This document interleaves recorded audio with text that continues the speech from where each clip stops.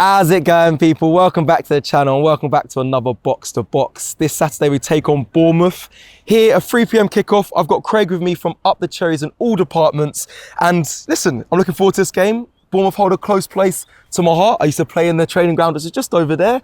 And also, I have a friend in James Hill who I mentored, who also, plays for his club. But no niceties come Saturday, Craig. It's game one, it's Premier League football. Off the back of our Carabao Cup wins, both of us have got a win. Yep. We're going to Premier League game this Saturday. How are you feeling for the game? To be honest, I'm nervous. Yep. It's always going to be a very, very difficult game. Of course, the corresponding fixture last season was 3-0. Yes. Two goals conceded by ourselves in the first 10 minutes. So that wasn't, a perfect start. Of course, we know what followed the following week against Liverpool, which was the 9-0. Yep. But we've had two different managers since then. So, of course, Scott Parker was sacked after that 9-0 thrashing. Yep. Gary O'Neill come in, steadied the ship, did really, really well. And, I really rated Gary O'Neill. I liked Gary O'Neill for you guys did. as well. I think, you put us a good philosophy and style of play as well. And it's a shame to see him leave. Obviously, you got your new manager now. What are your thoughts on him? To be honest, I think he's a good manager. I think his philosophy and his style of play, and I'm sure we'll come on to his comparisons to Mikel Arteta, because of course they are both Basque managers as well. In fact, I spoke to somebody, Mikel Extari, who is actually the Basque Country national team manager. Oh, wow. And he knows both of them, has worked with both of them. And there is that philosophy of, pressing from the front, playing nice football, attractive football. The main concern for me, and especially after that Brighton game, is we look a little bit... defensively, we look like we are susceptible to the odd attacks.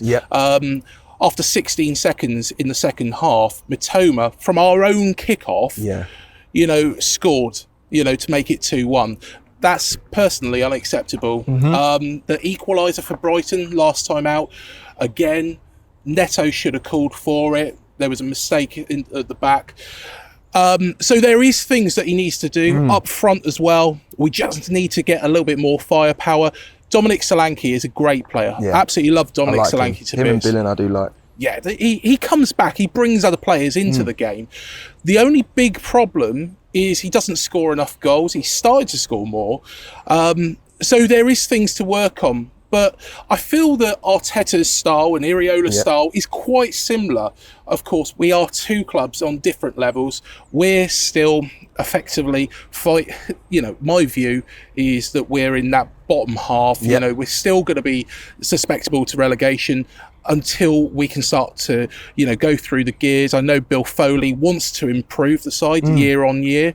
But I think, effectively what we need to do, and after speaking to James earlier on my channel, we have to be a little bit patient. That was what I was coming to, Craig. I'll be honest. Obviously, you got Iraola. It seems like from what you said here, is a good manager, has a philosophy of play and style of play. But I'm assuming James probably said the same thing that I was going to say. Is it takes time. Mikel Arteta took, it was like 2 8th place finishes, a 5th finish, and then we started, seeing Arteta's philosophy really come into Arsenal and really, take mould. Of course, there's signings that come into that as well. Do you feel like Bournemouth are in need of stronger players or better players, or is it more just a time with the manager and the play will start to click and it will start to improve? I think it's time with the manager. To be fair, I think the players are good enough. I think they just need to adapt to his style.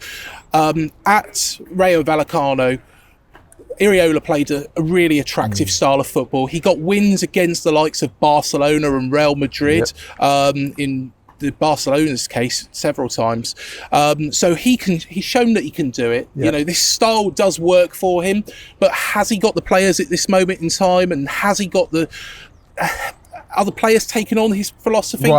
I'm not so sure. I think they need to adapt a little bit more, because under Gary O'Neill, although I'm a big Gary O'Neill fan, I think he did a fantastic job. There's segments in the Bournemouth faithful that don't. Personally, I think what he did was, he steadied the ship, the 0-0 draw after that 9-0 thrashing. But it was scrappy football. It wasn't attractive football. Iraola's teams are passing, controlling the game. Yep. Even against Chelsea, we had spells where we had full control. That's and true. It was amazing to watch a Bournemouth team do that. But again, we had that lack of firepower up front. Last night against Stoke, again, we was passing the ball without really the end product. Yep. At the back, we did look like we made, well, if we did that against Arsenal, and made some of the errors that we did at the back against Arsenal, I think we might be, concede off the back of it. But he did go a little bit more direct in the second half, brought on Solanke, a little bit more attacking, and that worked. Yeah. That worked. We got the 2 goals that we needed, and then he reverted back to type. So I think there's a very, very good manager in there. My view was there was one or two ways. Either the players do need a little bit more time to adapt and the Iraola style will work, or that Iraola got very, very lucky at Rayo Vallecano, had a group of players that combined together and they kind of carried him. I'm sure it's the earlier one. And I'm sure that he'll get it right. Okay, Craig, let me ask you, what's the fan base of Bournemouth currently, the patience of them at the moment? Because obviously you're still in search of your first win in the Premier League. And listen, I expect Arsenal to come here and win. I mean, that is me as an Arsenal fan, of course. But is it still like, are they with you, Craig? Are they like, okay, it's time to be patient. We understand, it's Arsenal. We don't expect to pick up a first win, even though football can. It could happen, but pick up a first win on Saturday. Where are they at? Is it still... It's all right now? Is there still kind of a little bit of pressure? I think the pressure's building gently at this moment in time. We've had really difficult start. So, of course, we've played... You probably don't want me to mention the team in white. Thank you for naming like that. I won't name them, don't worry. Of course, we played Liverpool away as well. Brighton, Brentford, West Ham to start off the season.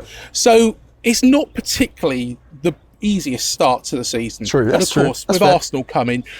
We don't expect to beat Arsenal. In all honesty, it's what I would call a bonus game. However, there is part of me that thinks Iraola hopefully will have looked at what went wrong against Brighton and gone, right, okay, let's put that right. The defensive mistakes, he should do that, all day long. I'm sure Neto was disappointed about the goal he conceded, and the mistake with Kirkes. Of course, that 16-second goal after our own kickoff, that was that needs to be eradicated. And just a little bit more. You say, I understand that, but remember, we conceded very fast against you guys at our place. So I understand, hopefully it can be avoided, but I do understand that. What have you made of Arsenal? Because I know, listen, Turkish loves to do sort of these box-to-box videos, and it's always interesting to hear from, an opposition fan what they made of Arsenal. There's been slight not mini breakdowns, but there was a bit of, emotional distress after the team in white, the draw that we picked up at our place. What have you made of, our start? Because we haven't actually, we're still unbeaten, but some fans will say it's not been good enough. Do you know what? It's interesting, actually, because I was speaking to James about it, and my view is that Arsenal got off to such a good start last season. I said straight away, Arsenal are going to be the ones to beat. I honestly thought that you would win the Premier League. I wanted you guys to win the Premier League. So did I. Because, at the end of the day, Man City win it year on year. A, is getting boring. Facts. But secondly, it's a style of play that Arteta was playing. Man City don't particularly play the most attractive style. No. So I wanted you guys to win it. I think, after that blistering start last season and comparing it to now, I did feel that, it's gone backwards a little bit. But in fact, when you look at it, I think that, a little bit more tight at the back, a bit more controlled. Declan Rice, massive signing. Yeah, massive. Kai Havertz, to be honest, hasn't taken off. Jurriën Timber was very, very unlucky to get injured in that Nottingham Forest game. So I think there is still a lot, that is being done right. I think Arteta is doing a good job.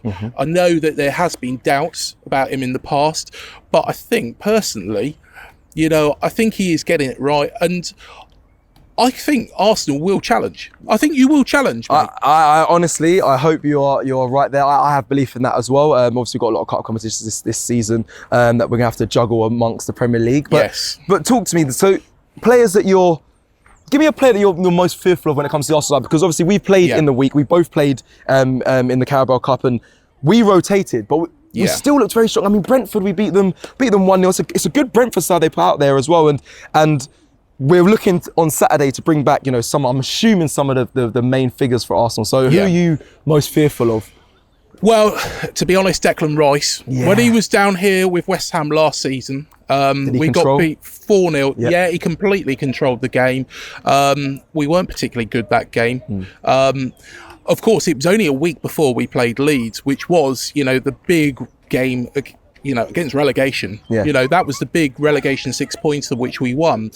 But Declan Rice was fantastic that day. So, and honestly, mate, I think, he is...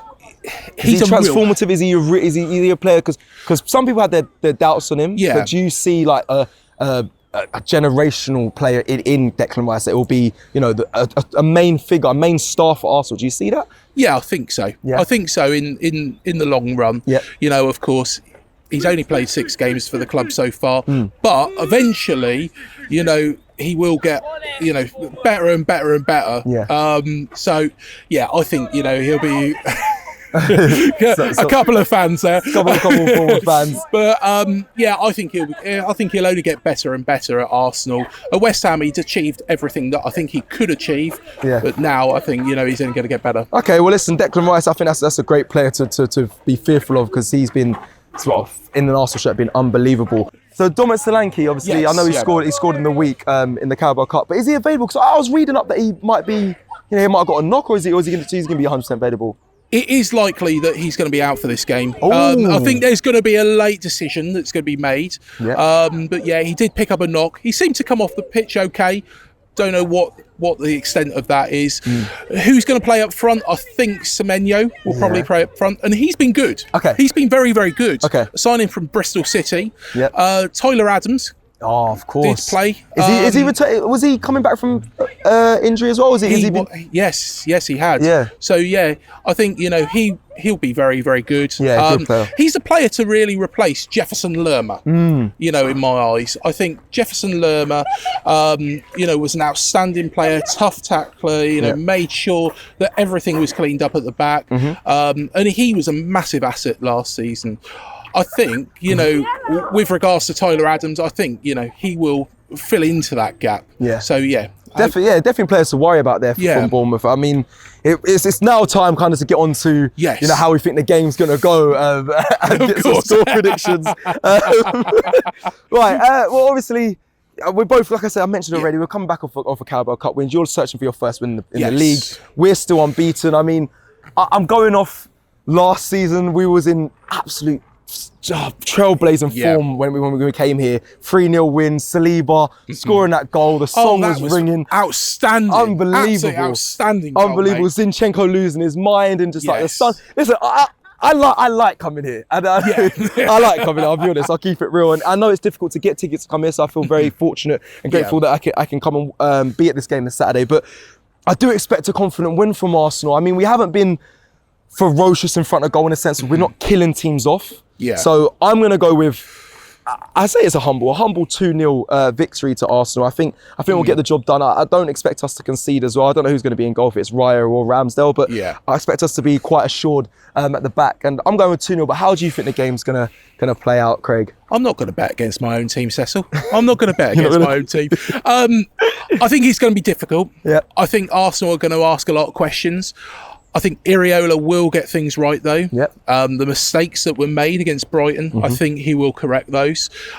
We are still a work in progress, and I think Iraola eventually will get it right. We've got 3 massive games after Arsenal. Of course, Everton were quite good against Brentford the other day.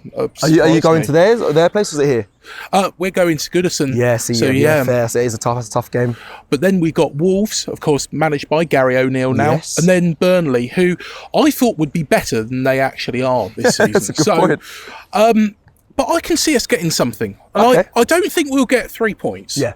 But I think we could get a draw. And I'd be happy with that. Effectively, that would put us on 4 points after 7 games. Yep.